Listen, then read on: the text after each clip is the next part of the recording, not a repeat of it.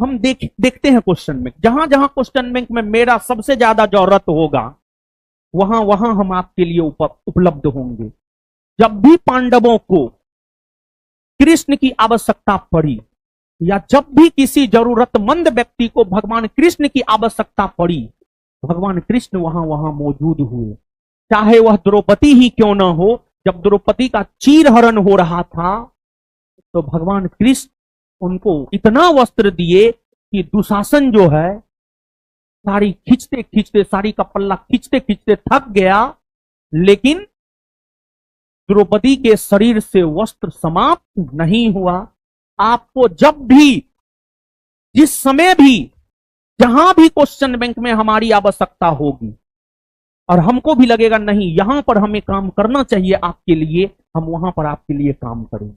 ठीक है, आज हम दोनों सर जो पढ़ाएंगे, आज हम एक आइडिया देते हैं कि क्वेश्चन बैंक को कैसे करना है, क्या करना है, क्वेश्चन बैंक क्या क्यों महत्वपूर्ण है।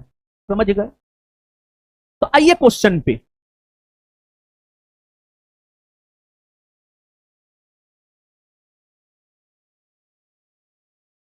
गौतम बुद्ध के समय का प्रसिद्ध वेद जीवक किसके दरबार से संबंधित? पढ़े हैं ना? बौद्ध धर्म, जैन धर्म आपको बताया गया है, पढ़ाया गया, हमको पता है, उसमें आपको बताया गया होगा, बताया गया है ना? देखिए, राजवेद मतलब आज के समय में डॉक्टर, डॉक्टर डॉक्टर। तो आपको 6ठी सदी ईस्वी पूर्व में एक राजवेद यानी एक डॉक्टर, एक चिकित्सक हुआ करते थे, जीवक। एक चिकित्सक हुआ करते थे, जीवक। एक चिकित्सक हुआ करते थे, जीवक। जीवक जीवक हर्यक वंश के शासक, हर्यक वंश के शासक बिंबिसार के दरबार में रहते थे। और बिंबिसार के मित्र हुआ करते थे महात्मा बुद्ध। जब महात्मा बुद्ध बीमार पड़े थे तो बिंबिसार ने महात्मा बुद्ध की सेवा में अपने राजवेद जीवक को भेजा था। और अवंती के शासक चंद प्रद्योत भी जब बीमार पड़े थे तो बिंबिसार ने चंद प्रद्योत के दरबार में भी किसको भेजा था? किसको? जीवक को भेजा था, जीवक को भेजा था। तो मूल तौर पर जीवक बिंबिसार के दरबार से संबंधित थे, लेकिन दीपक ने महात्मा बुद्ध की भी सेवा किया, चंद प्रद्योत की भी सेवा किया। और बिंबिसार हर्यक वंश के संस्थापक थे, राजगृह के संस्थापक थे। बिंबिसार ने राजगृह की स्थापना कर अपनी राजधानी राजगृह को बनाया। और बिंबिसार के विषय में ही कहा जाता है कि उन्होंने अपने साम्राज्य विस्तार हेतु 500 विवाह किया। 500 विवाह करके अपने साम्राज्य का विस्तार किया, ऐसा कहा जाता है। क्योंकि देखिए, आप जिस गांव में शादी करते हैं ना, जिस गांव के आप दामाद होते हैं, एक प्रकार से अप्रत्यक्ष तौर पर वहां पर आपका शासन हो जाता है, क्योंकि वहां के लोग आपकी अवहेलना नहीं कर सकता है, आपकी बात को मानेगा। गांव के दामाद को हर कोई अपना दामाद मानता है, ऐसा होता है, एकदम होता। हमारी ये परंपरा रही है। तो विवाह करके अपने साम्राज्य का विस्तार बिंबिसार किए थे। और बिंबिसार ही प्रथम शासक हुए जो अस्थायी तौर पर सेना की नींव रखी थी अपने पास में। तो इसका उत्तर क्या हो जाएगा बाबू? बिंबिसार। और बिंबिसार साम्राज्यवादी शासक था। बिंबिसार कौशल नरेश प्रसेनजित, बिंबिसार के शासनकाल के समय कौशल नरेश हुआ करते थे प्रसेनजित। बिंबिसार कौशल नरेश प्रसेनजित की बहन महाकोशला से भी विवाह किया था। और जब बिंबिसार महाकोशला से विवाह किया था तो उसे दहेज के रूप में काशी मिला था, काशी मिला था, काशी। आगे उदयन, बिंबिसार का पोता था उदयन। बिंबिसार का बेटा अजातशत्रु, अजातशत्रु का बेटा उदयन। उदयन ने गंगा और सोन नदी के संगम पर पाटलिपुत्रा को बसाया था, जिसे पटना कहा जाता है आज के डेट में। और उदयन ही जब पाटलिपुत्रा को बसाया था तो उदयन ने अपनी राजधानी पाटलिपुत्रा को बनाया था। चंद प्रद्योत बिंबिसार के समकालीन अवंती के शासक थे। चंद प्रद्योत कांग्रेस में इनमें से किसने समाजवादी दृष्टिकोण का प्रतिनिधित्व किया था? देखिए सुनिए बाबू सोना, समाजवादी दृष्टिकोण, समाजवादी दृष्टिकोण, समाजवादी दृष्टिकोण। देखिए सामान्य तौर पर समाजवाद का अर्थ होता है समानता, समानता। जैसे क्या आज भारत में समानता है? नहीं। कोई बहुत गरीब है, कोई बहुत अमीर है, ऐसा है ना? तो क्या समानता है? मतलब समानता वाली विचारधारा जिसकी होती है उसे ही समाजवादी दृष्टिकोण वाला व्यक्ति माना जाता है। आपको कांग्रेस में गांधीवादी विचार के भी लोग थे, उदारवादी भी थे, उग्रवादी भी थे और समाजवादी भी थे। समाजवाद एक विचारधारा है। कांग्रेस के भीतर समाजवादी विचारधारा के हुआ करते थे आचार्य नरेंद्र देव।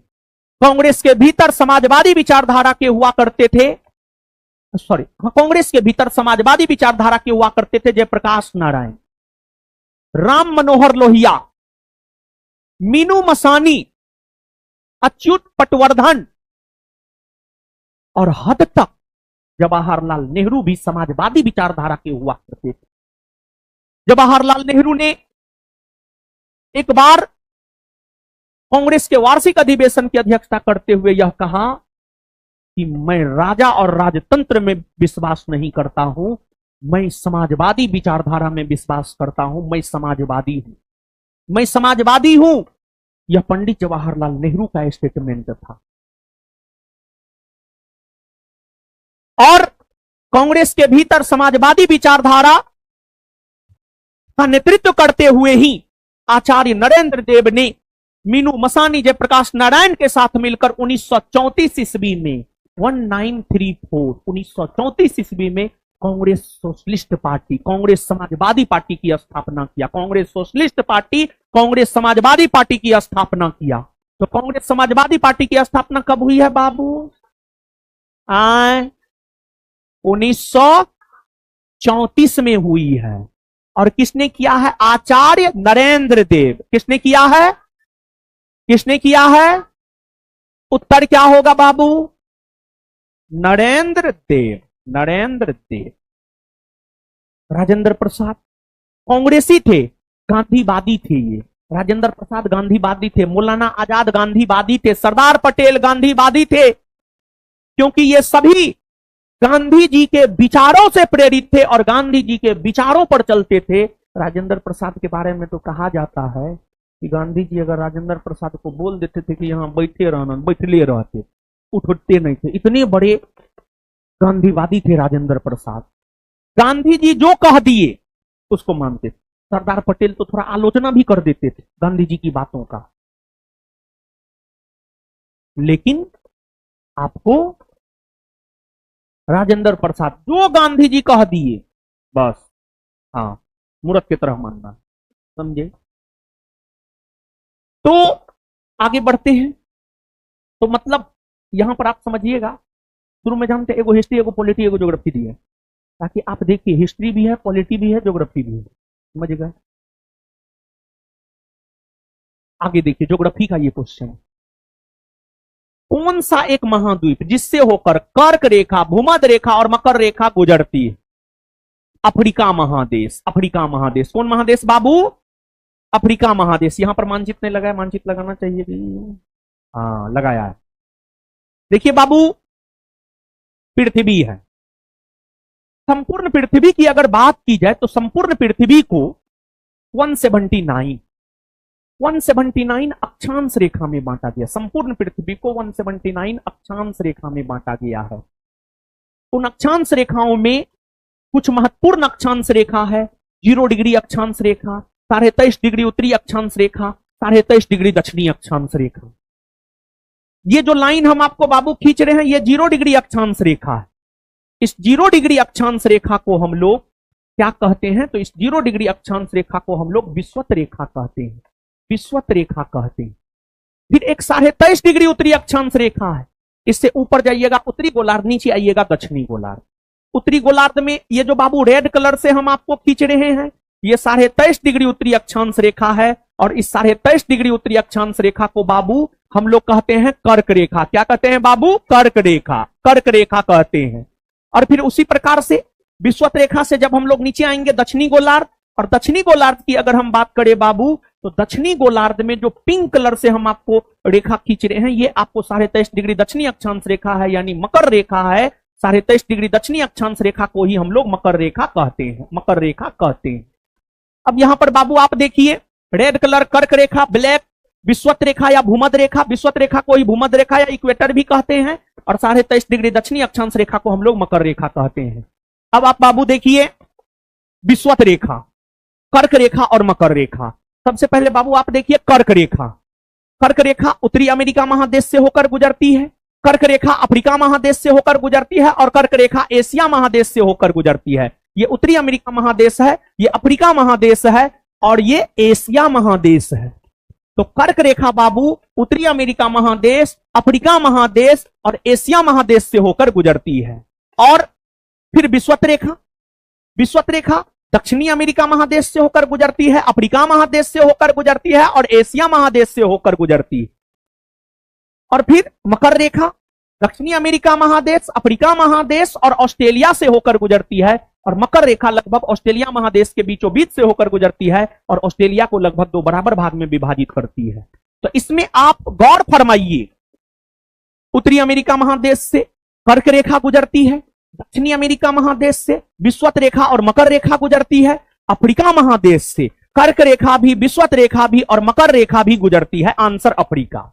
फिर एशिया महादेश से कर्क रेखा और विषुवत रेखा गुजरती है, और ऑस्ट्रेलिया महादेश से जो है आपको मकर रेखा सिर्फ गुजरती है। वहीं यूरोप की अगर हम बात करें तो यूरोप महादेश से ना तो कर्क रेखा गुजरती है, ना विषुवत रेखा गुजरती है, ना मकर रेखा गुजरती है। जैसे यहां पर बाबू एक प्रश्न आया है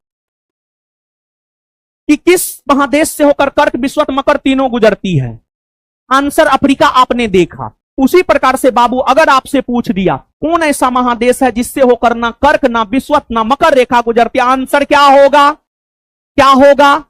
यह बहुत शानदार क्वेश्चन बनता है, तो सोचना है। सब महादेश से तो गुजर भी करती है। 7 महादेश है, उत्तरी अमेरिका 1, दक्षिणी America 2, Europe 3, Africa 4, Asia 5, Australia 6 और अंटार्कटिका 7।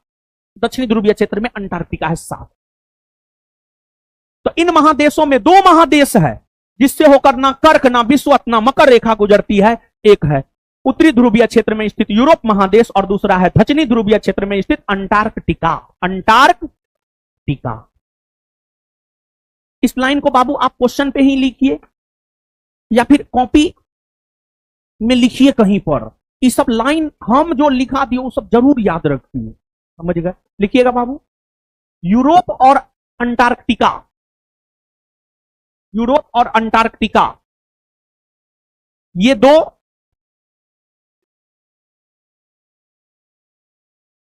यूरोप और अंटार्कटिका, ये 2 ऐसे महादेश है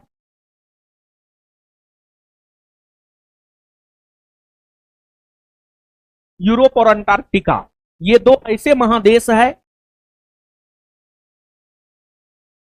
जिससे जिससे जिससे ना तो कर्क रेखा, जिससे ना तो कर्क रेखा, ना ही विषुवत रेखा और ना ही मकर रेखा, और ना ही मकर रेखा गुजरती है, और ना ही मकर रेखा गुजरती है, और ना ही मकर रेखा गुजरती है। Full stop. और एक बात जानिए और, जानते हैं अंटार्कटिका महादेश पर मानव नहीं रहता है। यहां पर जानते हैं सब देश, रूस, अमेरिका, फ्रांस, भारत, सब देश अपना रिसर्च सेंटर स्थापित किया हुआ है। अंटार्कटिका महादेश पर सब देश अपना रिसर्च सेंटर स्थापित किया हुआ है। इसी वजह से अंटार्कटिका महादेश को विज्ञान को समर्पित महादेश कहा जाता, विज्ञान को समर्पित महादेश कहा जाता। और अंटार्कटिका महादेश पर जो है पूरा बर्फ जमा हुआ है, पूरा बर्फ जमा हुआ है, जिस वजह से इसका आकृति हमेशा चेंज होते रहता, बर्फ पिघलता है, बर्फ जमा है तो अलग आकृति, बर्फ पिघलता है तो अलग आकृति। मतलब अंटार्कटिका महादेश को गतिमान महादेश भी कहा जाता है, विज्ञान को समर्पित महादेश, गतिमान महादेश। और साथ ही साथ जो है अंटार्कटिका महादेश पर कोई मानव निवास नहीं करता है। और यहां पर भारत के 3 शोध केंद्र हैं, दक्षिण गंगोत्री, मैत्री, भारती। दक्षिण गंगोत्री, मैत्री, भारती, ये तीनों अंटार्कटिका में स्थित भारत के शोध केंद्र है। ये सब बात लिखिए, सब बात आपके एग्जाम के पॉइंट ऑफ व्यू से महत्वपूर्ण, लिखिए आप। अंटार्कटिका, नेक्स्ट पॉइंट, अंटार्कटिका विश्व के दक्षिणी ध्रुवीय, विश्व के दक्षिणी ध्रुवीय, अंटार्कटिका विश्व के दक्षिणी ध्रुवीय क्षेत्र में स्थापित, विश्व के दक्षिणी ध्रुवीय क्षेत्र में स्थापित महादेश है, महादेश है।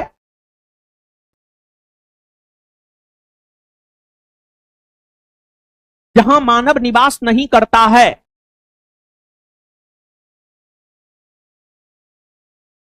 महादेश है जहां मानव निवास नहीं करता है, जहां मानव निवास नहीं करता है, जहां मानव निवास नहीं करता है।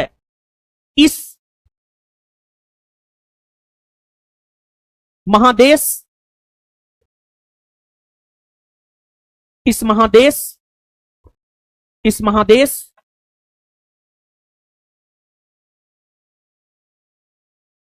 को विज्ञान के लिए समर्पित महादेश कहा जाता है। इस महादेश को विज्ञान के लिए समर्पित महादेश कहा जाता है। इस महादेश को विज्ञान के लिए समर्पित महादेश कहा जाता है।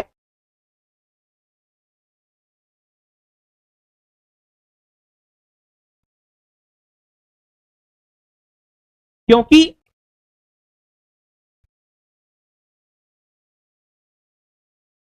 क्योंकि क्योंकि विश्व के सभी देश,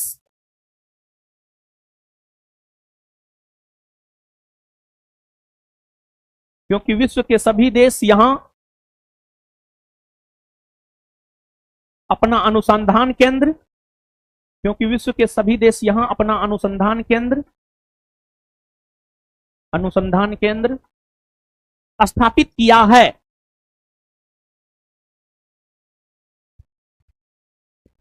फुल स्टॉप, उसी में दक्षिण गंगोत्री कोमा, उसी में दक्षिण गंगोत्री कोमा मैत्री, दक्षिण गंगोत्री कोमा मैत्री और भारती, दक्षिण गंगोत्री कोमा मैत्री और भारती, दक्षिण गंगोत्री कोमा मैत्री और भारती अंटार्कटिका में स्थापित, दक्षिण गंगोत्री कोमा मैत्री और भारती अंटार्कटिका में स्थापित, अंटार्कटिका में स्थापित 3 भारत के अनुसंधान केंद्र है। 3 भारत के अनुसंधान केंद्र है। 3 भारत के अनुसंधान केंद्र है।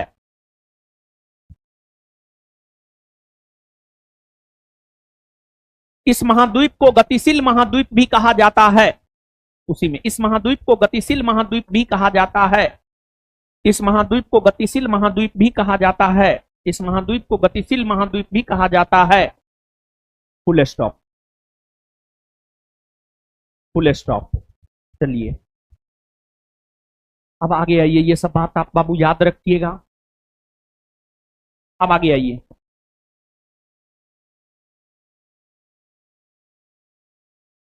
आगे भारत का संविधान, भारत का संविधान भारत को कैसे वर्णित करता है? आप भारत के संविधान को जब आप पढ़ेंगे तो भारत के संविधान में मूल तौर पर 395 गो अनुच्छेद है। भारत के संविधान में मूल तौर पर जो 395 गो अनुच्छेद है, उन अनुच्छेदों में पहला अनुच्छेद है अनुच्छेद 1। जब आप अनुच्छेद 1 को पढ़िएगा ना, तो अनुच्छेद 1 ही हमें यह जानकारी देता है कि भारत को संविधान में किस रूप में वर्णित किया गया है। अनुच्छेद 1 क्या कहता है जानते हैं? अनुच्छेद 1 यह कहता है कि इंडिया अर्थात भारत राज्यों का संघ होगा। इंडिया अर्थात भारत राज्यों का संघ होगा। तो अनुच्छेद 1 हमें दो बात की जानकारी देता है। पहला, अनुच्छेद 1 हमें भारत के संवैधानिक नाम के बारे में जानकारी देता है। मतलब अनुच्छेद 1 हमें यह बतलाता है कि संविधान में भारत के लिए कौन से नाम का प्रयोग हुआ है। तो संविधान में भारत के लिए, संविधान में भारत के लिए भारत और इंडिया नाम का प्रयोग हुआ है। भारत और इंडिया नाम का प्रयोग हुआ है। इसके अलावे संविधान में कहीं पर आर्यावर्त नहीं मिलेगा, जम्बू द्वीप नहीं मिलेगा, हिंदुस्तान नहीं मिलेगा। ये सब भारत का नाम जो है नहीं मिलेगा, नहीं मिलेगा आपको। संविधान में या तो भारत के लिए इंडिया शब्द है या भारत के लिए भारत शब्द, भारत के लिए भारत शब्द। समझ गए?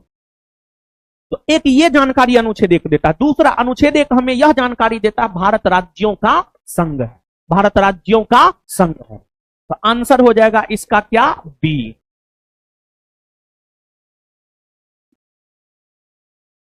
सूचना का अधिकार अधिनियम किस वर्ष लागू किया गया? देखिए बाबू,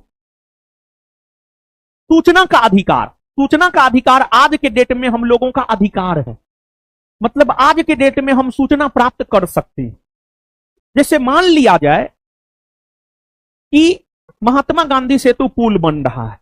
अब आपकी इच्छा है कि इसमें भ्रष्टाचार हुआ है या नहीं हुआ, इसकी जानकारी हमको लेना है।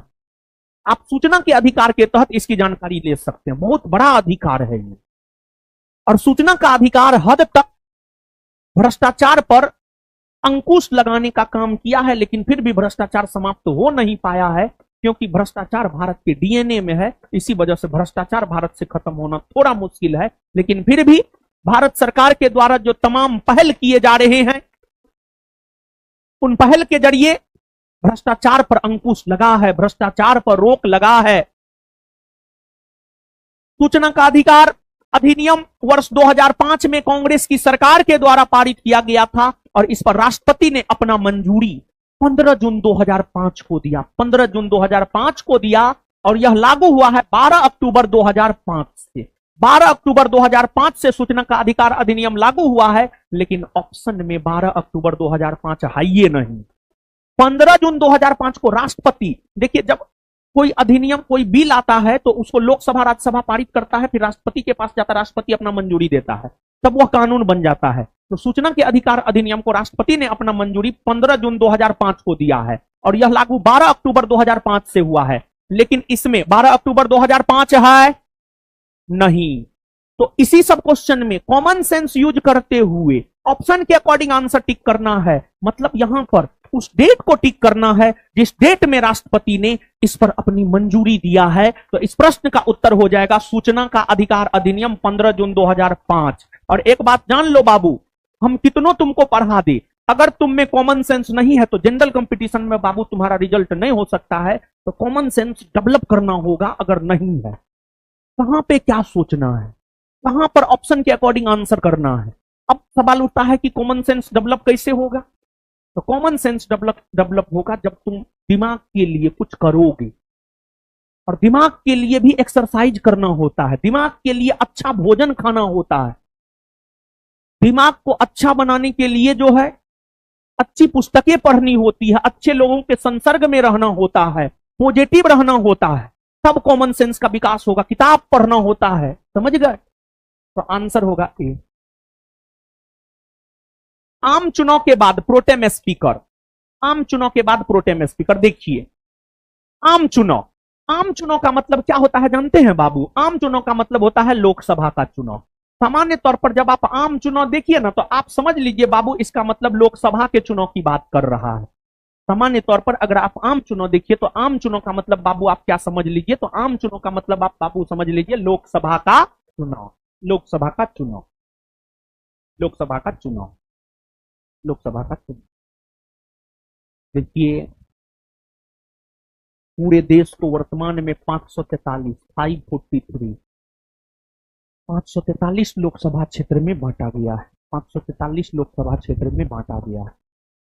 लोकसभा का चुनाव प्रत्यक्ष तौर पर होता है, जिसमें आम जनता भाग लेता है, और वैसी आम जनता जिसका उम्र 18 वर्ष या उससे अधिक हो गया है और भारत की मतदाता सूची में उसका नाम है, वही आम जनता लोकसभा के चुनाव में भाग लेता है और अपने अपने संसदीय क्षेत्र से अपने अपने मेंबर ऑफ पार्लियामेंट को आम जनता चुन करके लोकसभा भेजता है और लोकसभा के लिए चुनाव करवाता है भारत का निर्वाचन आयोग। भारत का निर्वाचन आयोग। लोकसभा चुनाव 543 लोकसभा सीट के लिए होता है। 543 के 543 सदस्य चुने जाते हैं। अब हाय क्या जानते हैं, लोकसभा का सदस्य चुन लिया गया। अगर कोई व्यक्ति लोकसभा का सदस्य चुन लिया गया और वह बिना शपथ ग्रहण के लोकसभा की कार्यवाही में भाग लेने लगा, तो उस कंडीशन में उस पर जुर्माना लगाया जाता है 500 रुपया प्रतिदिन के हिसाब से। कोई लोकसभा का सदस्य चुनाव जीता, शपथ नहीं ग्रहण किया, लोकसभा की कार्यवाही में भाग ले लिया, जितना दिन भाग लेगा उतना दिन 500 के हिसाब से जो है जुर्माना उसको लगाया जाता है। नेता पॉकेट से पैसा निकालने वाला, तो लोकसभा के नवनिर्वाचित सदस्य, लोकसभा के नवनिर्वाचित, उधर छोड़िए ना क्या हो रहा है, अरे छोड़िए उधर, इधर पढ़िए, उधर ऐसे होते रहता है, इधर उधर सब चीज होते रहता है, उतना परेशान नहीं होना। लोकसभा के है क्या जानते हैं, खाना आया खाना खा नहीं पाए, हुआ क्या, फाउंडेशन बैच लिए 12:30 पौने 1 से 2 बजे तक, फिर 2:15 बजे यहाँ आए, फिर आपके क्लास में आ गए। अब आपकी क्लास से निकलेंगे तब खाना खा पाएंगे।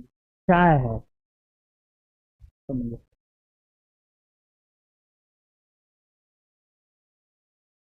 लाल चाय में जो मजा है ना, वो दूध वाला में कहाँ है। हम लाल चाय ही पीते हैं, दूध वाला चाय हम नहीं पीते हैं। ठीक है, लाल चाय बेस्ट, शरीर स्वास्थ्य के लिए भी ठीक होता है, हेल्थ के लिए भी ठीक होता है। बहुत गर्म है वो। हाँ सुनिए, तो नेता सब पॉकेट से पैसा निकालेगा, जुर्माना देगा, नहीं देगा। तो लोकसभा के सदस्य शपथ ग्रहण करके ही, शपथ ग्रहण करके ही, लोकसभा के सदस्य शपथ ग्रहण करके ही, शपथ ग्रहण करके ही लोकसभा की कार्यवाही में भाग लेता है। अब लोकसभा के सदस्यों को शपथ दिलाने हेतु, लोकसभा के सदस्यों को शपथ दिलाने हेतु लोकसभा के 543 निर्वाचित सदस्यों में से ही यह देखा जाता है कि कौन सबसे वरिष्ठ है, मतलब कौन सबसे अधिक बार लोकसभा का सदस्य बना है। कोई लोकसभा का सदस्य 5 बार बना है, कोई 6 बार, कोई 7 बार, कोई 8 बार। जो सबसे अधिक बार बना है, जो 8 बार बना, वरिष्ठ सदस्य माना जाएगा। वरिष्ठ सदस्य को लोकसभा के 543 सीट के लिए चुना हुआ, उसमें जो वरिष्ठ सदस्य है, उस वरिष्ठ सदस्य को भारत के राष्ट्रपति प्रोटेम स्पीकर के तौर पर नियुक्त करते हैं। 18वीं लोकसभा चुनाव में भारत के राष्ट्रपति भर्तृहरि महताब को लोकसभा के प्रोटेम स्पीकर के तौर पर नियुक्त किए थे, और प्रोटेम स्पीकर का काम होता है लोकसभा के नवनिर्वाचित सदस्यों को शपथ दिलाना। प्रोटेम स्पीकर लोकसभा के नवनिर्वाचित सदस्यों को शपथ दिला देता है, और प्रोटेम स्पीकर जब लोकसभा के नवनिर्वाचित सदस्यों को शपथ दिला देता है, तब लोकसभा के नवनिर्वाचित सदस्य लोकसभा की कार्यवाही में भाग लेने लगते हैं। और फिर लोकसभा के नवनिर्वाचित सदस्य जब भाग लेने लगते हैं लोकसभा की कार्यवाही में, तो वे अपने सदस्यगणों में से ही किसी एक को लोकसभा का अध्यक्ष और किसी एक को लोकसभा का उपाध्यक्ष चुनने का काम करता है। और भारतीय संविधान का अनुच्छेद 93 यह कहता है कि लोकसभा में एक अध्यक्ष और एक उपाध्यक्ष होगा, और लोकसभा का अध्यक्ष और उपाध्यक्ष वही होगा जो लोकसभा का सदस्य आजाद भारत में लोकसभा के प्रथम अध्यक्ष गणेश वासुदेव मौलंकर बने। कोई ऐसा एग्जाम नहीं होगा जो ये ना पूछा होगा कि लोकसभा के प्रथम स्पीकर कौन बने हैं, गणेश वासुदेव मौलंकर। और लोकसभा की प्रथम महिला स्पीकर श्रीमती मीरा कुमार। और लोकसभा के वर्तमान में अध्यक्ष ओम बिरला। वर्तमान में 18वीं लोकसभा अस्तित्व में है, ओम बिरला वर्तमान में लोकसभा के अध्यक्ष। तो इस प्रश्न का उत्तर बाबू लोग सुना है, समझा है तो बताओ। बी होगा।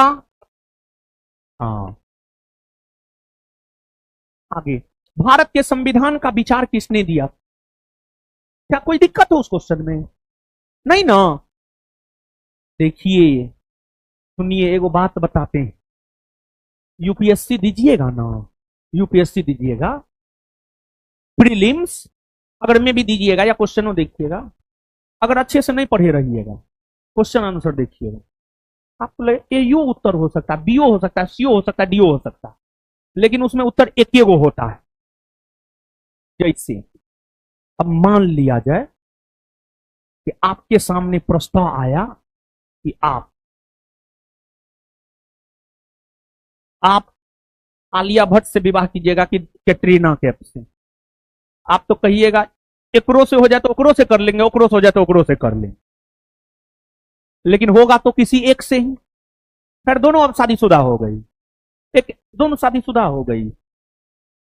एगो विक्की कौशल ले गया और एगो रणबीर सिंह या रणबीर कपूर, रणबीर कपूर। ये दोनों में हम थोड़ा कंफ्यूज हो जाते हैं, रणबीर कपूर रणबीर सिंह, समझे?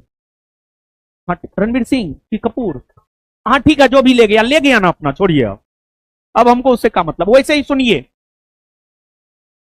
कभी कभी बिहार पुलिस जैसे वनडे एग्जाम में भी एक क्वेश्चन अगर आप देखिएगा तो आपको लगेगा बीओ होगा, सीओ होगा, बीओ हो सकता है, सीओ हो सकता है, लेकिन क्वेश्चन के डिमांड को समझिए। और एप्रोप्रिएट तो आंसर एक गो हो सकता है, देना तो आपको एक गो है। विवाह तो आपका या तो आलिया से होगा या कैटरीना से होगा, दोनों से तो हो नहीं सकता है, तो आंसर तो कोई एक हो सकता है। एप्रोप्रिएट आंसर उसमें हो सकता है, उसको ऐसा तो उस क्वेश्चन में कोई ऑप्शन है नहीं मेरे ख्याल से जी। हाँ डी, हाँ ठीक, कोई बात नहीं है, कोई बात नहीं, लेकिन एप्रोप्रिएट, सबसे एप्रोप्रिएट आंसर इसका बी होगा। यही तो कॉमन सेंस यूज करना है। तो कॉमन सेंस यूज करना सीखेंगे आप पढ़ने से, क्वेश्चन को एनालिसिस करने से। जैसा कि हम पढ़ते पढ़ाते तो कॉमन सेंस हमने थोड़ा सा तो आइए गया, तब ना बता देते कि बी होगा कि डी होगा। डी एकदम एप्रोप्रिएट आंसर होगा, बोर्डो बी ही मारेगा, एकदम आप कन्फर्म मान लीजिए, समझ गए? अब देखिए एगो बात बताइए, ठीक है डी क्यों नहीं होगा, हम आपको समझा देते हैं।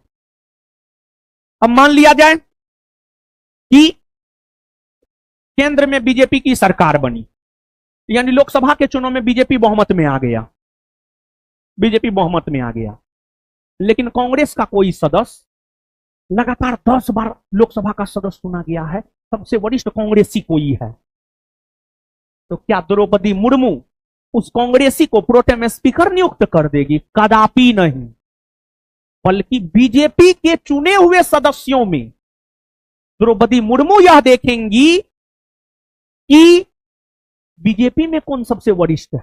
अब मान लिया जाए कोई बीजेपी में वरिष्ठ है जो 6 बार चुनाया है, कांग्रेस का 10 बार वाला चुना है, तो कांग्रेस के किसी एमपी को प्रोटेम स्पीकर नहीं नियुक्त करेंगी द्रौपदी मुर्मू, बल्कि द्रौपदी मुर्मू बीजेपी के उस सदस्य को प्रोटेम स्पीकर नियुक्त करेगी जो सबसे वरिष्ठ होगा। इसी वजह से डी नहीं होगा। समझ में आया अब डी क्यों नहीं होगा? आए, समझ गए ना? आगे, भारत के संविधान का विचार किसने दिया था? भारत के संविधान का विचार 1934 ईस्वी में, 1934 ईस्वी में एम.एन. रॉय ने दिया था। एम.एन. रॉय ने, किसने दिया था? एम.एन. रॉय ने, एम.एन. रॉय ने 1934 में। और बाबू देखिए बी.आर. अंबेडकर, इनके बारे में क्या कहे जानते? हम अंबेडकर साहब को अपना आदर्श क्यों मानते हैं पता है? हम एक बात बताते हैं, हम अंबेडकर साहब को अपना आदर्श क्यों मानते हैं और हम सभी को अंबेडकर साहब को अपना आदर्श क्यों मानना चाहिए। अंबेडकर साहब का जो कंसेप्ट था, उस कंसेप्ट का दुनिया दीवाना है। देखिए, अंबेडकर साहब के साथ छुआछूत का व्यवहार हुआ। अंबेडकर साहब महार जाति से आते थे, दलित जाति था, उसके साथ छुआछूत का व्यवहार किया जाता था, तो अंबेडकर साहब के साथ छुआछूत का व्यवहार हुआ था। अंबेडकर साहब के साथ छुआछूत का व्यवहार हुआ तो अंबेडकर साहब पढ़े लिखे और उसने यह तय किया, हमारे साथ छुआछूत का व्यवहार हुआ है, लेकिन हम अपनी आगे आने वाले पीढ़ी के साथ छुआछूत का व्यवहार नहीं होने देंगे। और फिर जब वे संविधान बना रहे थे तो संविधान में अनुच्छेद 17 को उन्होंने शामिल किया और उसको मौलिक अधिकार में शामिल किया और छुआछूत के अंत करने की घोषणा किया, अस्पृश्यता के अंत करने की घोषणा किया। और संविधान का यह प्रावधान कहता है कि आज की डेट में अगर कोई छुआछूत का व्यवहार किसी के साथ करे तो यह माना जाएगा कि आपके मौलिक अधिकार का हनन हुआ है और फिर आप उस स्थिति में डायरेक्ट सुप्रीम कोर्ट जा सकते हैं, देश के सबसे शीर्ष अदालत जा सकते हैं और सुप्रीम कोर्ट आपके मामलों की सुनवाई करेगा और आपको न्याय देगा। मतलब अंबेडकर साहब के दीवाने हम इसलिए हैं क्योंकि अंबेडकर साहब जो कष्ट झेले वो कष्ट अपने आगे आने वाले पीढ़ियों को नहीं झेलने दिए। एक ये रीजन है। दूसरा, उनका जो विचार था, देखिए कितना शानदार विचार था। संविधान में आरक्षण अभी ईडब्ल्यूएस समुदाय के लोगों को 10% आरक्षण, यानी सामान्य वर्ग के वैसे लोग जो आर्थिक तौर पर पिछड़े हुए हैं उसे 10% आरक्षण, ओबीसी समुदाय के लोगों को 27% आरक्षण, एससी एसटी समुदाय के लोगों को उनकी जनसंख्या के अनुपात में आरक्षण। ये कंसेप्ट कौन दिया था? संविधान में आरक्षण का कंसेप्ट कौन दिया था? संविधान में आरक्षण का कंसेप्ट डॉक्टर भीमराव अंबेडकर ने दिया था। डॉक्टर भीमराव अंबेडकर ने दिया था। डॉक्टर भीमराव अंबेडकर ने दिया था।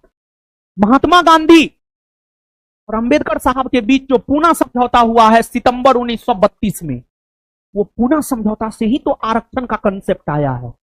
और आरक्षण जरूरी है या नहीं है तो हम आपको यहां पर बताते चले, आरक्षण जरूरी है। क्यों आरक्षण जरूरी है? हम तुमको तर्क दे रहे हैं, तुम सुनो। मान लो घर में तुम दो भाई हो, एगो पूरा उसको खाने के लिए कुछ तो मिला, धरर फरर के दूध दही सब्जी थोड़ा पूरा खा के बलिष्ठ बन गया, और जो बलिष्ठ बन गया वो अपना छोटका भाई को खाने ही नहीं दे रहा है, उससे भी छीन के खा ले रहा है। एकदम भूखा है, छोटका भाई खाने के लिए बैठा, उससे भी छीन के दूध पी ले रहा है, खा ले रहा है। तो उस स्थिति में वो कमजोर हो जाएगा। अगर कमजोर हो गया और अगर माँ बाप उस पर विशेष ध्यान नहीं दिया और दी तो बच्चा तो कुपोषण का शिकार हो जाएगा, बीमार रहेगा। फिर डॉक्टर के पास लेकर जाते रहिए। ऐसा हो सकता है या नहीं हो सकता है? और ऐसा होता है या नहीं होता है? एकदम होता है। और जो दो भाई है, अगर एगो दुबला पतला है, आंतरिक तौर पर कमजोर है, बीमार रह रहा है, उस पर माँ बाप भी ज्यादा ध्यान देता है और देती है, हाँ या ना? तो हमारे समाज में जो पिछड़े लोग हैं, जो दलित लोग हैं, जो शैक्षणिक तौर पर पिछड़े हुए हैं, जो सामाजिक तौर पर पिछड़े हुए हैं, जो आर्थिक तौर पर पिछड़े हुए हैं, अगर उन्हें विशेष सुविधा नहीं दीजिएगा तो क्या वे समाज की मुख्य धारा में जुड़ पाएंगे? नहीं। और जब वे समाज की मुख्य धारा में नहीं जुड़ पाएंगे तो क्या देश का सर्वांगीण विकास होगा? नहीं। और हम सभी भारतवासी को, अगरा पिछड़ा, हिंदू मुसलमान, सबको मिलकर के देश के विकास में अपना योगदान देना चाहिए। और विकास सामूहिकता का प्रतिरूप है।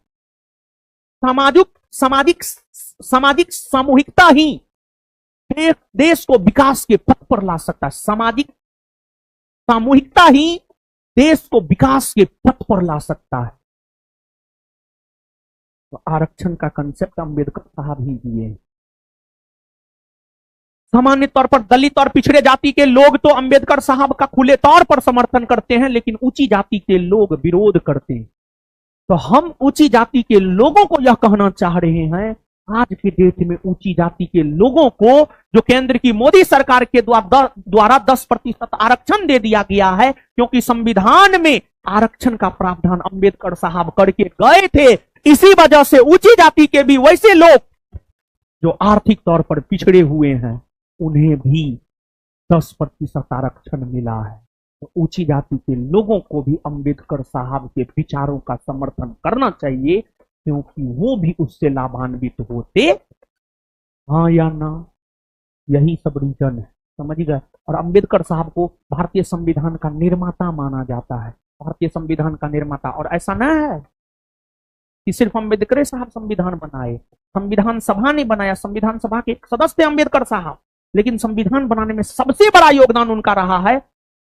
इसी वजह से अंबेडकर साहब को संविधान निर्माता माना जाता है। अंबेडकर साहब के बारे में और क्या बोले, कम से कम एक लेक्चर पूरा, एक सप्ताह, कम से कम एक सप्ताह अंबेडकर साहब के बारे में हम बोल सकते हैं। बहुत ज्यादा नॉलेज ना है, लेकिन एक सप्ताह 2 घंटा के हिसाब से मतलब 14-15 घंटा हम अंबेडकर साहब के बारे में बोल सकते हैं। ठीक है, और पढ़ेंगे तो और बोल सकते हैं, जितना पढ़े उसमें 14-15 घंटा बोल सकते हैं। ठीक है, उनकी 2 बीबी थी, पता है आपको? वो हिंदू जन्म लिए थे लेकिन मरे नहीं थे हिंदू, वो बौद्ध होकर के मरे थे, समझो, हिंदू धर्म को छोड़ दिए थे। चलिए पढ़िए, कितना अंबेडकर साहब को जानिएगा, बहुत जान लिए। और इसमें से भी बहुत सारा चीज एग्जाम के पॉइंट ऑफ व्यू से महत्वपूर्ण है, समझो। जितना अभी हम भाषण दिए, कुछ भी भाषण देंगे तो एग्जाम के पॉइंट ऑफ व्यू से महत्वपूर्ण होगा। और इसी सब चीज से, ये सब चीज से तुम लोगों के अगर गौर से सुनेगा, कॉमन सेंस का विकास होगा। भारत के संविधान के किस भाग में मूल कर्तव्यों को सन्निहित किया गया है? जानते हैं आप लोग, भारत के मूल संविधान मतलब जो संविधान 26 जनवरी 1950 को लागू हुआ, उसी को मूल संविधान कहा जाता है। भारत के मूल संविधान में जानते हैं मूल कर्तव्य नहीं था। बाद में सरदार स्वर्ण सिंह कमेटी ने अनुशंसा किया। सरदार स्वर्ण सिंह समिति 12 सदस्यीय समिति था, जिसके अध्यक्ष सरदार स्वर्ण सिंह थे। सरदार स्वर्ण सिंह कमेटी ने यह अनुशंसा किया कि संविधान में मौलिक कर्तव्य को भी शामिल किया जाना चाहिए। और फिर आपको सरदार स्वर्ण सिंह समिति की अनुशंसा पर ही प्रधानमंत्री इंदिरा गांधी की सरकार के द्वारा 42वां संविधान संशोधन 1976 किया गया। और इस संविधान संशोधन के तहत मौलिक कर्तव्य को जोड़ा गया। और इसी संविधान संशोधन के तहत भाग 4 का क और 51 का क जोड़ा गया। भाग 4 का क और 51 का क जोड़ा गया। भाग 4 का क और अनुच्छेद 51 का क जोड़ा गया। भाग के संदर्भ में मौलिक कर्तव्य की चर्चा भाग 4 के क या ए में है, और अनुच्छेद के संदर्भ में 51 के क या ए में है। और मौलिक कर्तव्य का कंसेप्ट रूस से लिया गया है, रूस से लिया गया है, रूस से लिया गया है। आंसर हो जाएगा सी। भाग 5 में संघ का शासन है, भाग 2 में नागरिकता है, भाग 6 में राज्य का शासन है। और भारतीय संविधान के अलग अलग भागों में अलग अलग प्रावधान है। भाग 1 में संघ राज्य क्षेत्र, भाग 2 में नागरिकता, भाग 3 में मौलिक अधिकार, भाग 4 में राज्य के नीति निर्देशक तत्व, भाग 4 के क में मौलिक कर्तव्य, भाग 5 में संघ का शासन, भाग राज्य में राज्य, भाग 5 में संघ का शासन, भाग 6 में राज्य का शासन, भाग 7 निरस्त कर दिया गया है, खत्म है। भाग 8 में केंद्र शासित प्रदेश में शासन प्रशासन, भाग 9 में पंचायत, नगर पालिका, सहकारी समिति, भाग 10 में अनुसूचित क्षेत्र और जनजातीय क्षेत्र में शासन प्रशासन, भाग 11 में केंद्र राज्य संबंध। इसी प्रकार से ऑनवर्ड है, समझ गए। जब पॉलिटी पढ़ाएंगे तो हम आपको देंगे, इसका परेशान नहीं होना। संविधान की अनुच्छेद के तहत उच्च न्यायालय को सभी अधीनस्थ न्यायालयों पर अधीक्षण की शक्ति देता है। देखिए, जानते हैं बाबू लोग, सुनिए सुनिए, आपको भारत में न्याय प्रणाली की अगर हम बात करें तो भारतीय न्याय प्रणाली के अंतर्गत सर्वोच्च स्थान पर, भारत में न्याय प्रणाली की बाबू लोग अगर हम बात करें तो भारत में न्याय प्रणाली के अंतर्गत सर्वोच्च स्थान पर सुप्रीम कोर्ट है। सर्वोच्च स्थान पर सुप्रीम कोर्ट है, सुप्रीम कोर्ट है। सुप्रीम कोर्ट के नीचे हाई कोर्ट है, हाई कोर्ट है। और हाई कोर्ट के नीचे सबऑर्डिनेट कोर्ट है, सबऑर्डिनेट कोर्ट है, सबऑर्डिनेट कोर्ट है। सबऑर्डिनेट कोर्ट को ही अधीनस्थ न्यायालय कहते हैं, अधीनस्थ न्यायालय कहते हैं। जिला में आप जिस भी जिला के हैं, जहानाबाद, भोजपुर, बक्सर, नवादा, कैमूर औरंगाबाद या जहां के भी आप हैं, उस जिला में आप देखेंगे एगो न्यायालय होता है, न्यायालय होता है। और जिला में एगो व्यवहार न्यायालय होता है, एगो सत्र न्यायालय होता है। ये जो जिला में व्यवहार न्यायालय, सत्र न्यायालय होता है, वही सब अधीनस्थ न्यायालय के अंतर्गत आता है। जैसे पटना में देखिए ना, पटना में एगो हाई कोर्ट है, उधर चिड़ियाघर तरफ जाइएगा तो पटना हाई कोर्ट मिलेगा। लेकिन यहाँ गांधी मैदान में एगो न्यायालय है, गायघाट में एगो न्यायालय है। गांधी मैदान और गायघाट में जो न्यायालय है वो अधीनस्थ न्यायालय है, वो सबऑर्डिनेट कोर्ट के अंतर्गत आएगा, सबऑर्डिनेट कोर्ट के अंतर्गत आएगा। दिल्ली में सुप्रीम कोर्ट है, पटना हाई कोर्ट पटना में है, और पटना में गायघाट और यहाँ गांधी मैदान के पास जो है अधीनस्थ न्यायालय है। तो सुप्रीम कोर्ट के अधीन हाई कोर्ट, हाई कोर्ट के अधीन सबऑर्डिनेट कोर्ट आता है। हाई कोर्ट, हाई कोर्ट उच्च न्यायालय को सभी अधीनस्थ न्यायालय पर अधीक्षण की शक्ति है। मतलब ये वही बात है, जैसे मान लिया जाए आपका बड़ा भाई है, 2 साल पहले से पटना में रह रहा है, आप पटना आए तो आपके मम्मी पापा क्या कहेंगे, इसको देखना थोड़ा अच्छे से। अधीक्षण मतलब देख रेख करना। तो उच्च न्यायालय, Patna high court, subordinate court का अधीक्षण करता है। इसकी चर्चा कौन अनुच्छेद में? 226 में, 227 में, 228 में, 229 में? नहीं, 226 में है कि अगर आपके मौलिक अधिकार का हनन होता है, 226 में है, अगर आपके मौलिक अधिकार का हनन होता है तो फिर आपको अनुच्छेद 226 हाईकोर्ट जाने का अधिकार देता है। और अनुच्छेद 226 के तहत जब आप हाईकोर्ट जाते हैं तो हाईकोर्ट आपको लेकर के 5 प्रकार का रीट जारी कर सकता है। हाईकोर्ट 5 प्रकार का रीट जारी कर सकता है: बंदी प्रत्यक्षीकरण, परमादेश, अधिकार परीक्षा लेख, उत्प्रेषण और प्रतिषेध लेख। समझ गए? अनुच्छेद 227, इस प्रश्न का उत्तर हो जाएगा अनुच्छेद 227। अनुच्छेद 227 के तहत ही उच्च न्यायालय को यह शक्ति है कि वह सभी अधीनस्थ न्यायालयों का अधीक्षण कर सकता है, अधीक्षण, परीक्षण, निरीक्षण कर सकता है। राज्यसभा के सदस्यों का चुनाव किसके द्वारा किया जाता है? देखिए भारत में संसदीय लोकतांत्रिक प्रणाली को अपनाया गया है, जिस संसदीय लोकतांत्रिक प्रणाली के अंतर्गत संसद का 2 सदन होता है। संसद का 2 सदन होता है, एक होता है लोकसभा और एक होता है राज्य, एक होता है लोकसभा और एक होता है राज्यसभा होता है। तो संसद के 2 सदन होते हैं, संसद का 2 हाउस होता है, संसद के 2 घर होते हैं, एक होता है लोकसभा और एक होता है राज्यसभा, एक होता है लोकसभा और एक होता है राज्यसभा। यहां पर समझिएगा, यहां पर जो बता रहे हैं बाबू, यहां से एक क्वेश्चन आएगा, तुम जान लो, और इसको कॉपी में तुमको लिख लेना है। हम लिखेंगे कुछ नहीं, पहले समझ लो फिर हम तुमको लिखा देंगे, परेशान नहीं होना है। लोकसभा का चुनाव का जहां तक सवाल है, लोकसभा के चुनाव में आम जनता भाग लेता है। लोकसभा के चुनाव में आम जनता भाग लेता है, आम जनता, वैसी आम जनता जिसका उम्र 18 वर्ष या उससे अधिक है और उसका नाम मतदाता सूची में है, वही लोकसभा के चुनाव में भाग लेता है, वही लोकसभा के चुनाव में भाग लेता है। तो लोकसभा के चुनाव में आम जनता पार्टिसिपेट करता है, 18 वर्ष या उससे अधिक उम्र की आम जनता जो वयस्क है, जिसका नाम मतदाता सूची में है वह। अब राज्यसभा के चुनाव में कौन भाग लेता है? तो राज्यसभा के चुनाव की अगर हम बात करें तो राज्यसभा के चुनाव में आम जनता भाग नहीं लेता है, बल्कि राज्यसभा के चुनाव में आम जनता भाग नहीं लेता है, बल्कि राज्यसभा के चुनाव में अगर देखा जाए तो राज्यसभा के चुनाव में अगर देखा जाए तो राज्यसभा के चुनाव में राज्य के विधानसभा के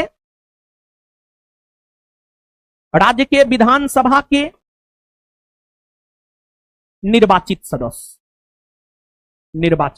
राज्य के विधानसभा के निर्वाचित सदस्य राज्यसभा के चुनाव में भाग लेता है। एक बात आप जानिए, जैसे बिहार है, बिहार को लोकसभा में 40 गो सीट और राज्यसभा में 16 गो सीट दिया गया है। अब बिहार को राज्यसभा में 16 गो सीट दिया गया है, उस 16 सीट के लिए जब चुनाव होगा तो बिहार राज्य के विधानसभा के निर्वाचित सदस्य भाग लेंगे। बिहार राज्य के विधानसभा में निर्वाचित सदस्यों की संख्या है 243, बिहार की विधानसभा में सीट की संख्या है 243। बिहार के विधानसभा में जो 243 सीट है, ये जो 243 को निर्वाचित विधानसभा, बिहार विधानसभा के सदस्य होते हैं, यही 243 को मिल करके राज्यसभा के 16 सदस्यों को बिहार से चुन करके भेजेंगे। राज्यसभा के लिए 16 सदस्यों को चुनकर भेजेंगे। जैसे तेजस्वी यादव राज्य के विधानसभा के निर्वाचित सदस्य हैं। जैसे आपको और भी कई सारे नेता हैं। 243 को विधायक है, हर क्षेत्र का विधायक होगा आपका, और आपका जो विधायक होता है वही राज्यसभा के सदस्य में भाग लेता है। समझ गए? जैसे हम लोग की तरफ का विधायक है कौन? आलोक है, आलोक रंजन है, संभव, हाँ आलोक रंजन है, उसका आलोक पनीर है, समझे, उसका बिजनेस है, बिजनेस, हाँ जहां भी है, छोड़िए ना, उतना बताने का क्या जरूरत, मतलब वो बिजनेसमैन है और भाजपा के विचारधारा से प्रेरित है। तो हर क्षेत्र का आपका भी कोई ना कोई विधायक होगा, है ना, हो तो आपका विधायक सब जो होता है ना, वही राज्यसभा के सदस्यों के चुनाव में भाग लेता है। समझे हो? तो राज्यों के विधानसभा के निर्वाचित सदस्य को ही सामान्य भाषा में विधायक कहते हैं। राज्यों के विधानसभा के निर्वाचित सदस्य को ही सामान्य भाषा में विधायक कहते हैं। मतलब एकदम सरल भाषा में कहे, राज्यों के विधायक उस राज्य में जितने राज्यसभा सीट हैं उस पर आसीन होने के लिए लोगों को चुनने का काम करते हैं। समझे ये बात? पक्का? सही में? नहीं समझे? आए? समझ गए? अब इसके आगे देखिए बाबू सोना, जैसे लोकसभा राज्यसभा होता है वैसे ही होता है राज्य में, केंद्रीय स्तर पर लोकसभा राज्यसभा होता है, वैसे ही बाबू राज्य में होता है विधानसभा और विधान परिषद। राज्य में होता है विधानसभा और विधान परिषद। राज्य में होता है विधानसभा और विधान परिषद। अब विधानसभा के चुनाव में कौन भाग लेता है? विधानसभा के चुनाव में वही भाग लेता है जो लोकसभा के चुनाव में भाग लेता है, यानी देश की वयस्क जनता। विधानसभा का चुनाव राज्य में होता है, तो जिस राज्य में विधानसभा का चुनाव होता है उस राज्य की वयस्क जनता, मतलब जिसका उम्र 18 वर्ष या उससे अधिक है, वो विधानसभा के चुनाव में भाग लेगा। तो आम जनता इसमें भाग लेता है। लेकिन विधान परिषद के चुनाव में आम जनता भाग नहीं लेता है। विधान परिषद के जितने सदस्य होते हैं उसमें से 1/3 सदस्य को चुनने का काम राज्य के विधानसभा के निर्वाचित सदस्य करते हैं। राज्य के विधानसभा के निर्वाचित सदस्य करते हैं। राज्य के विधानसभा के निर्वाचित सदस्य करते हैं। पुनः 1/3 सदस्य को स्थानीय निकाय के चुने हुए प्रतिनिधि चुनते हैं। स्थानीय निकाय, पंचायती राज, नगर निगम के चुने हुए प्रतिनिधि चुनते हैं। फिर विधान परिषद के 1/6 भाग सदस्यों को मनोनीत करते हैं राज्यपाल। 1/6 भाग सदस्यों को मनोनीत करते हैं राज्यपाल।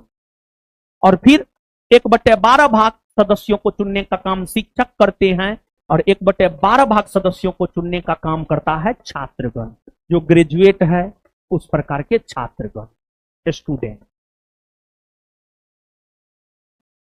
अब आप जोड़िएगा तो आपको टोटल पूरा 1 आ जाएगा।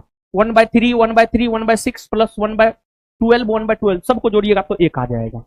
मतलब जितना सदस्य है उसमें से 1/3 भाग सदस्यों को राज्य के विधानसभा के निर्वाचित सदस्य चुनते हैं, 1/3 भाग सदस्यों को स्थानीय निकाय के सदस्य चुनते हैं, 1/6 भाग सदस्यों को राज्यपाल के द्वारा मनोनीत किया जाता है साहित्य, कला, विज्ञान, समाज सेवा के क्षेत्र से, और 1/12 भाग सदस्यों को शिक्षक, 1/12 भाग सदस्यों को छात्र।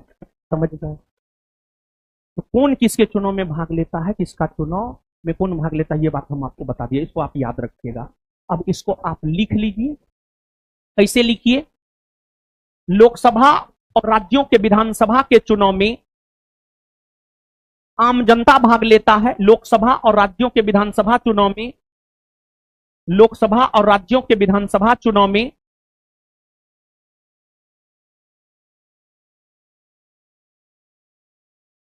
लोकसभा और राज्यों के विधानसभा चुनाव में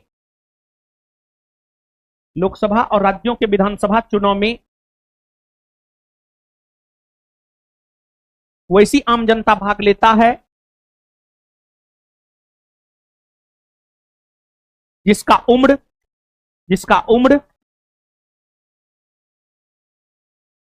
18 वर्ष या उससे अधिक है, जिसका उम्र 18 वर्ष या उससे अधिक है, जिसका उम्र 18 वर्ष या उससे अधिक है, जिसका उम्र 18 वर्ष या उससे अधिक है, तथा तथा उसका नाम भारत के मतदाता सूची में शामिल है, तथा उसका नाम भारत के मतदाता सूची में शामिल है, तथा उसका नाम भारत के मतदाता सूची में शामिल है, तथा उसका नाम भारत के मतदाता सूची में शामिल है। आगे, राज्यसभा के सदस्यों को चुनने का काम, नेक्स्ट पॉइंट, राज्यसभा के सदस्यों को चुनने का काम, राज्यसभा के सदस्यों को चुनने का काम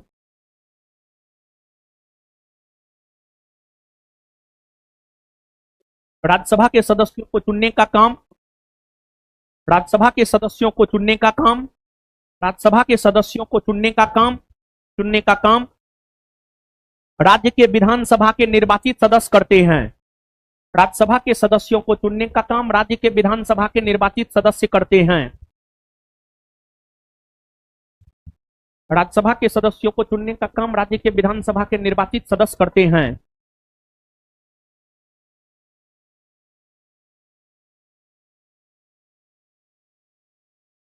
आगे, नेक्स्ट पॉइंट, विधान परिषद के सदस्य, नेक्स्ट पॉइंट, विधान परिषद के सदस्य, विधान परिषद के सदस्य निम्न तरीका से चुने जाते हैं। विधान परिषद के सदस्य निम्न तरीका से चुने जाते हैं। विधान परिषद के सदस्य निम्न तरीका से चुने जाते हैं। विधान परिषद के सदस्य निम्न तरीका से चुने जाते हैं। अब ऐसे करके 1/3 ऐसे करके लिखिए, 1/3 भाग सदस्य राज्य के विधानसभा के निर्वाचित सदस्य द्वारा, 1/3 भाग सदस्य राज्य के विधानसभा के निर्वाचित सदस्य द्वारा, एक नंबर में 1/3 भाग सदस्य राज्य के विधानसभा के निर्वाचित सदस्य द्वारा, 1/3 भाग सदस्य राज्य के विधानसभा के निर्वाचित सदस्य द्वारा, 1/3 भाग सदस्य राज्य के विधानसभा के निर्वाचित सदस्य द्वारा, 1/3 भाग सदस्य राज्य के विधानसभा के निर्वाचित सदस्य द्वारा, पुनः 2 नंबर में 1/3 भाग सदस्य स्थानीय निकाय के प्रतिनिधियों द्वारा, 1/3 भाग सदस्य स्थानीय निकाय के प्रतिनिधियों द्वारा, 1/3 भाग सदस्य स्थानीय निकाय के प्रतिनिधियों द्वारा, स्थानीय निकाय के प्रतिनिधियों द्वारा। फिर 1/6 भाग सदस्य राज्यपाल द्वारा साहित्य, कला, विज्ञान, समाज सेवा के क्षेत्र से मनोनीत किए जाते हैं। 1/6 भाग सदस्य, 1/6 भाग सदस्य राज्यपाल द्वारा, 1/6 भाग सदस्य राज्यपाल द्वारा, 1/6 भाग सदस्य राज्यपाल द्वारा साहित्य, कला, विज्ञान, समाज सेवा के क्षेत्र से मनोनीत किए जाते हैं। 1/6 भाग सदस्य साहित्य, कला, विज्ञान, समाज सेवा के क्षेत्र से मनोनीत किए जाते हैं। 1/12 शिक्षक द्वारा, 1/12 छात्र द्वारा, 1/12 शिक्षक द्वारा, 1/12 छात्र द्वारा, 1/12 शिक्षक द्वारा, 1/12 छात्र द्वारा। लिख लिए हैं? लिख लिए?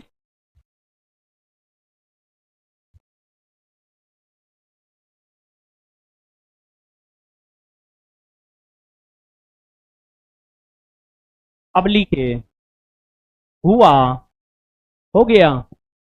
तो बताइए, लोकसभा और विधानसभा के चुनाव में आम जनता ना भाग लेता है?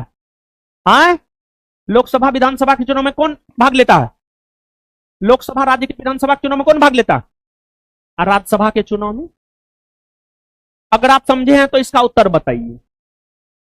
अगर आप समझे हैं तो इस क्वेश्चन का बाबू सोना उत्तर बताइए, क्या हो? ए होगा, ए होगा ना?